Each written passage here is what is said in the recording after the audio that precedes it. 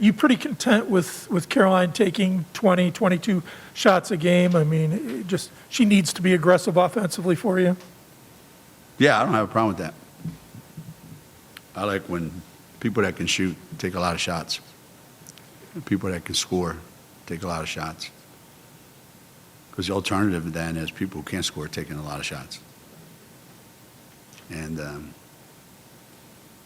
shoot or shoot, and score or score. And,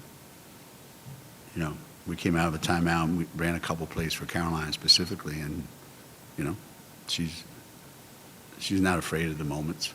She just plays. She just plays. Silver lining, right? Who would have thought that she'd be doing this? So nobody gets hurt, everybody stays the way it is. Maybe she doesn't get an opportunity to play this many minutes, So we found something that we knew she was good, but we found out that she's really, really good. Geno, so many players get caught up in scoring, yet you see Olivia's game. She took 4 shots, I think, 4 points, and she has career highs in assists and rebounds. What does that say about her focus, her maturity, that we've seen that growth all year to have a game like that? And is that kind of a lesson for players who, when they don't have their offensive game going, that they can contribute in so many other ways? Yeah.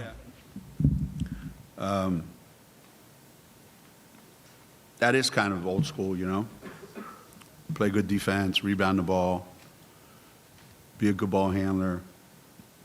If you think about it, Liv was responsible for, 20-some points at least. So it's not like she didn't score.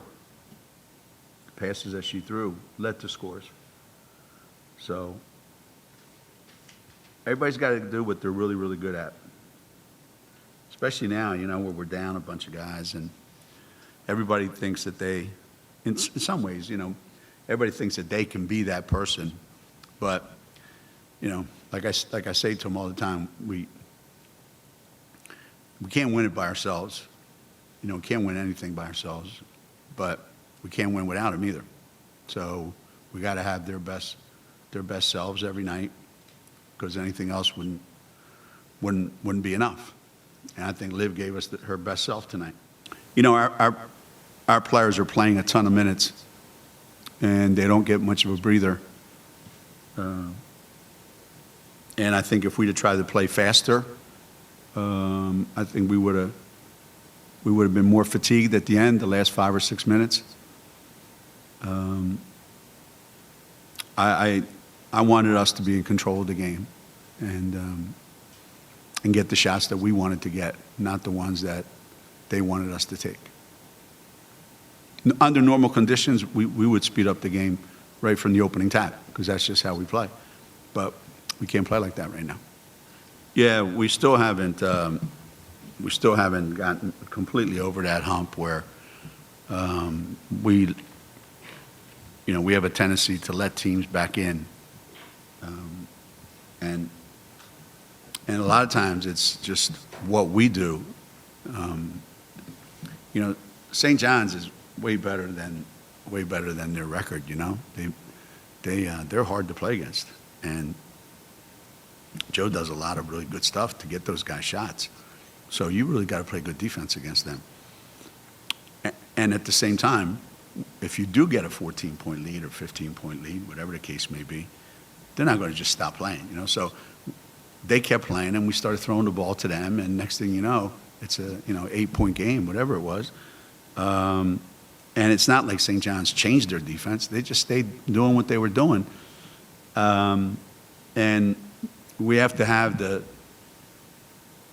wherewithal, we have to see the game, in a way that sometimes we see it and it gets us a 14-point lead, and then we don't see it and it hurts us a little bit.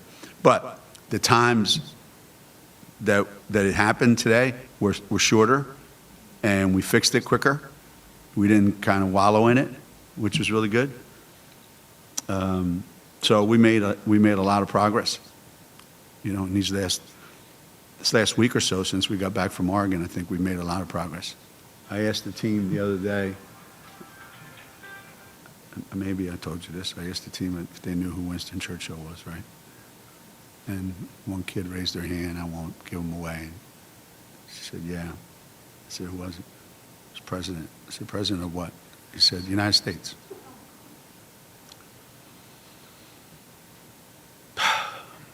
So I had to explain, who Winston Churchill was, and that he said, I said, we're in a bad place right now. I said, we're in a bad place. I said, you guys are in a bad place mentally. We're in a bad place physically. It's like we're going through hell right now. And his great comment when it was all falling apart was, when you're going through hell, keep going. You can't stop. You stop, you die. And when you're going through hell, keep going. But you can't go by yourself, because then you're going to leave others behind. So right now we're going through hell in a lot of ways, things that have never happened in UConn basketball. But you can't feel sorry for yourself. You can't wallow in pity or anything like that. Every team's struggling the last couple of years. So we're going through a bad spot, but we're finding a way to drag each other along with us. So we've become more of a team, I think, in the last 2 weeks.